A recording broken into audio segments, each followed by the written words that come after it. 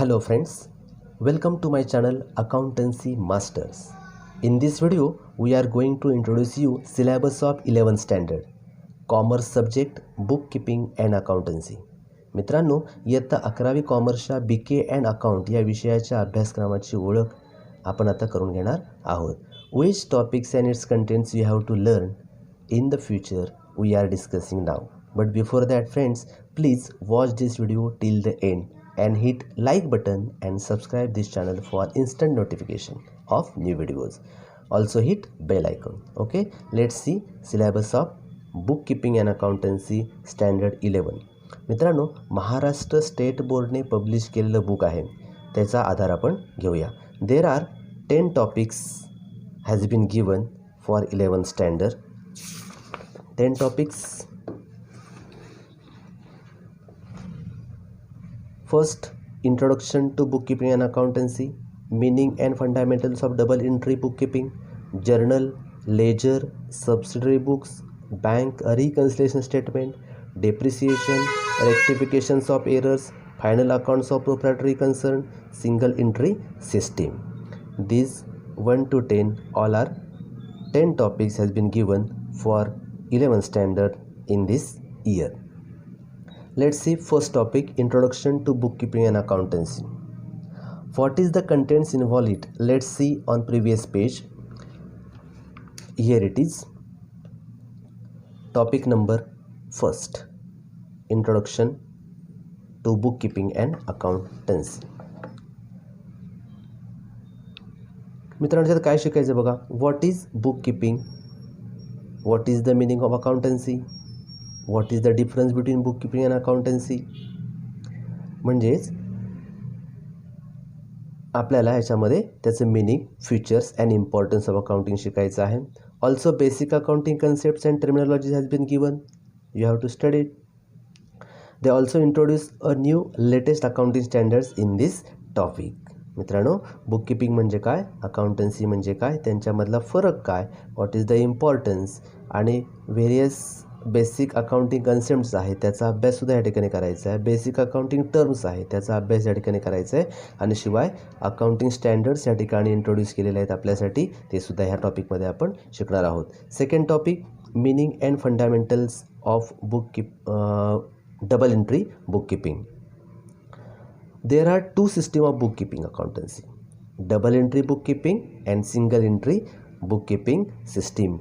Both system has been given to you in this year. Double entry bookkeeping system on topic number 2nd and last topic, that is number 10, single entry bookkeeping system. Both system we are going to study in this year. Before that, second topic, meaning and fundamentals of double entry bookkeeping. याच्यामध्ये काय शिकायचं आहे आपल्याला, the fundamental principles of double entry bookkeeping system. Double entry system कशी maintain केली जाते त्या संदर्भात आपले त्याचे प्रिन्सिपल्स या ठिकाणी अभ्यासायचे. How to classifications of various accounts in types of accounts. वेगळ्या टाईप्स ऑफ अकाउंट्स, आपल्याकडे 3 टाईप्स ऑफ अकाउंट्स आहेत, रिअल, नॉमिनल, पर्सनल. त्याच्यामध्ये आपली जी व्हेरियस अकाउंट्स आहेत ती क्लासिफाय करायची आणि त्यांना अप्लाय करायची debit and credit rules, golden rules of accounts, ते त्यांना अप्लाय करायचे आणि मग आपण ती एंट्री रेकॉर्ड करायला शिकणार आहोत. Also equation system. आपल्याकडे अकाउंटिंग इक्वेशन त्या ठिकाणी असणार आहे. Equation asset is equal to capital plus liability असं इक्वेशन आहे, ते सुद्धा आपल्याला ह्या ठिकाणी शिकायचं आहे. हे प्रिन्सिपल्स आपण अप्लाय करायला शिकलो तर ॲक्च्युअल वर्क करायचं आहे. Number 3rd topic, journal. Journal this is the primary book of accounts. हे प्रायमरी बुक आहे. Very first entry has been record in this book, therefore it's a primary book, journal. आता journal entry आपल्याला या ठिकाणी record करायची असताना you need a documentary evidence. म्हणजेच काय मित्रांनो, आपण एखादी एंट्री, बिझनेस ट्रान्झॅक्शन्स रेकॉर्ड करत असताना आपल्याला काहीतरी कागदाचा पुरावा हवा. It's called source documents. मग ते how to prepare, how to collect, ते आपण या ठिकाणी शिकणार आहोत, source documents. Then after we record the journal entry with scientific manner. मित्रांनो, ह्या टॉपिकमध्ये आपल्याला एंट्री रेकॉर्ड कशा करायच्या शिकायच्या आहेत. ह्या टॉपिकमध्ये त्यांनी नवीन टॅक्स प्रणाली दॅट इज GST इंट्रोड्यूस केलेली आहे, तीसुद्धा या ठिकाणी आपण अभ्यासणार आहोत. जर्नलमध्ये आपण फर्स्ट ट्रान्झॅक्शन्स रेकॉर्ड करतो इन क्रोनॉलॉजिकल मेथड. एकाखाली एक आपण डेट वाईज आपण हे एंट्री रेकॉर्ड करत असतो. Simultaneously we have to maintain ledger, that is number 4 topic, ledger book. इथं secondary books of accounts have to maintain simultaneously. जसं मगाशी म्हणालो, इथे आपण क्रोनॉलॉजिकल मेथडने सगळ्या एंट्री रेकॉर्ड करत असतो, पण ह्याच्यामध्ये स्पेशलायझेशन नसतं. आपण इथे लेजरमध्ये काय करणार, प्रत्येक अकाउंटसाठी सेपरेट या ठिकाणी लेजर अकाउंट तयार करणार आहोत. So how to post general entry in the ledger, ती आपल्याला ह्या ठिकाणी शिकायची आहे. व्हेरियस रिस्पेक्टिव्ह लेजर अकाउंट्स या ठिकाणी मेंटेन करायची आणि ही जर्नल एंट्री सायमल्टेनियसली या ठिकाणी आपण पोस्ट करायची आहे. ठीक आहे. ॲट लास्ट पोस्टिंग करून झाल्यावर बॅलन्स द अकाउंट, ते अकाउंट बॅलन्स करा आणि ट्रायल बॅलन्स प्रिपेअर करायला आपण ह्या ठिकाणी शिकणार आहोत लेजर बुकमध्ये. अजून स्पेशलायझेशन करायचं तर काय करणार आपण, ह्या जर्नल बुकला आपण मगाशी म्हटलं क्रोनॉलॉजिकल मेथडने आपण मेंटेन करतो, सब डिवाईड करायचं. Sub division of journal is called subsidiary books.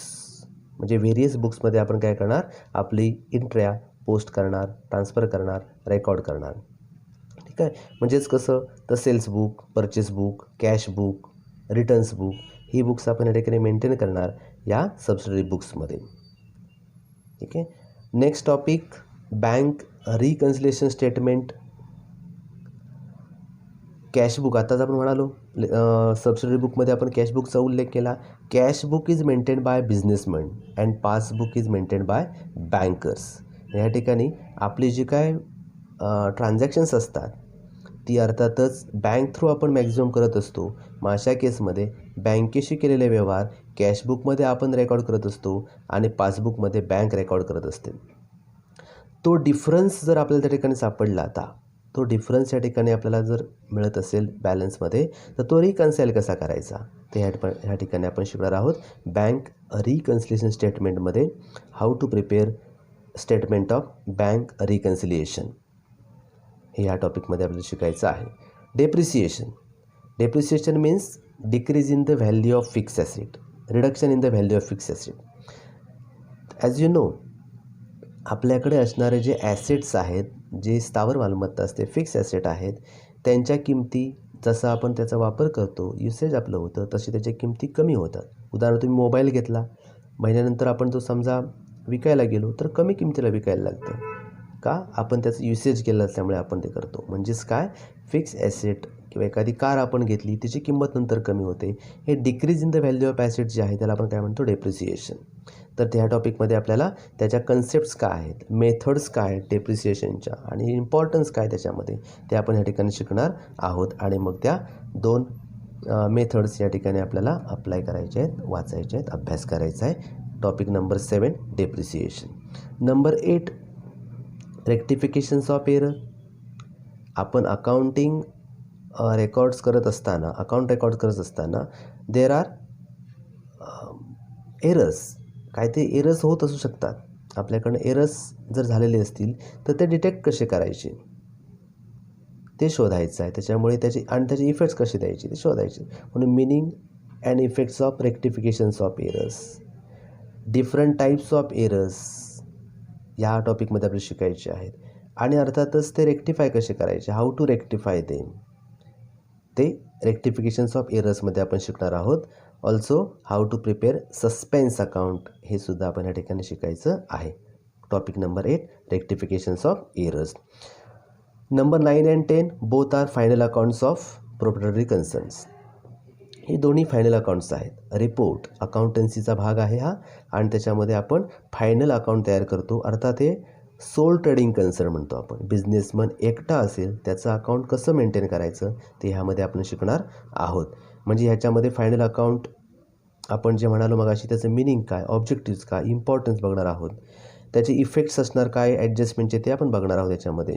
आणि how to prepare trading account, profit and loss account and final statement that is balance sheet which show the financial position of our business, ते सुद्धा या ठिकाणी आपण maintain करणार. म्हणजेच final result आपल्या बिझनेसचा काय आहे तो ह्या ठिकाणी आपल्याला शोधता येईल. नेट प्रॉफिट ऑर लॉस जे काय असेल तो रिझल्ट आपण ह्या ठिकाणी शोधणार आहोत आणि आपण स्टेटमेंट तयार करून ठेवणार आहोत. Final account of proprietary concern किंवा सोल ट्रेडिंग कन्सर्न हे पण फायनल अकाउंटच आहे. नंबर 10 सिंगल एंट्री सिस्टीमची प्रोफेशनल्स लोक आहेत जी ही सिस्टीम फॉलो करतात. त्यांचं अकाउंट ह्या ठिकाणी कसं मेंटेन करायचं ते ह्या ठिकाणी आपण शिकणार आहोत. इथे सुद्धा what is the meaning, importance, difference between single entry system and double entry system हे सुद्धा बघायचं आहे आपल्याला याच्यामध्ये किंवा तिथे सुद्धा आपण बघणार आहोत. ठीक आहे. Also prepare how to prepare statements opening closing statements of affairs and statement of profit or loss of sole trading concern. दोन्ही सोल ट्रेडिंग कन्सर्नचंच आहे, फक्त हे डबल एंट्री बुक किपिंग सिस्टमने मेंटेन कसं करतात ते बघणार आपण आणि हे सिंगल एंट्री सिस्टमने कसं मेंटेन करतात ते ह्या ठिकाणी आपण शिकणार आहोत. Both are final accounts of sole trading concerns. तर एवढा सिलेबस मित्रांनो आपल्याला इयत्ता 11वीमध्ये शिकायचं आहे 1 to 10. ठीक आहे. अशा प्रकारे आपण इंट्रोड्यूस केलं book keeping and accountancy for 11th standard चा सिलेबस. ओके. सध्या थांबूया. थँक्यू.